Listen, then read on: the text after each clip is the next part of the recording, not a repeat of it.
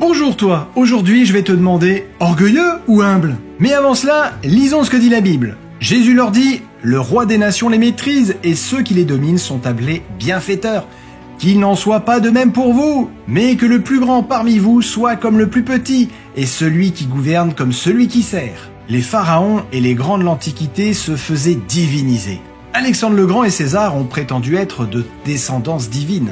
Les rois ont inventé la théorie de la monarchie, de droit divin, et Hitler se faisait appeler le Führer.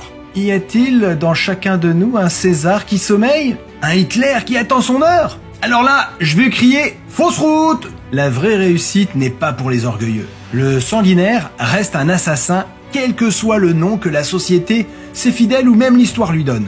Les rois des nations les maîtrisent et ceux qui les dominent sont appelés bienfaiteurs. Qu'il n'en soit pas de même pour vous. En fait, ils ne sont pas des bienfaiteurs, mais c'est comme cela qu'ils se font officiellement appeler. Si Jésus prend le soin de dire ça, c'est que les apôtres n'en étaient pas convaincus. Ils savaient que pour réussir selon le monde dans lequel ils vivaient, il fallait jouer des coudes. Les disputes, les rivalités étaient fréquentes parmi eux. Il s'éleva aussi parmi les apôtres une contestation. Lequel d'entre eux devait être estimé le plus grand? Ils n'étaient pas indifférents aux honneurs. Jacques et Jean font intervenir leur mère pour obtenir le poste de Premier ministre dans le futur gouvernement. Pierre ne tient pas à se faire distancer. Mais Jésus leur dit que celui qui gouverne soit comme celui qui sert. Pourtant, le même Pierre écrit quelques décennies plus tard « Humiliez-vous donc sous la main puissante de Dieu afin qu'il vous élève au temps convenable. » Parce qu'il a compris cela, il a été élevé au rang des apôtres et des martyrs.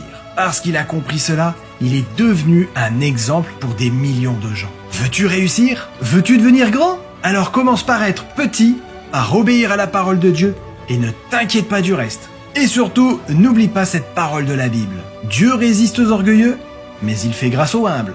À bientôt et que Dieu te bénisse abondamment.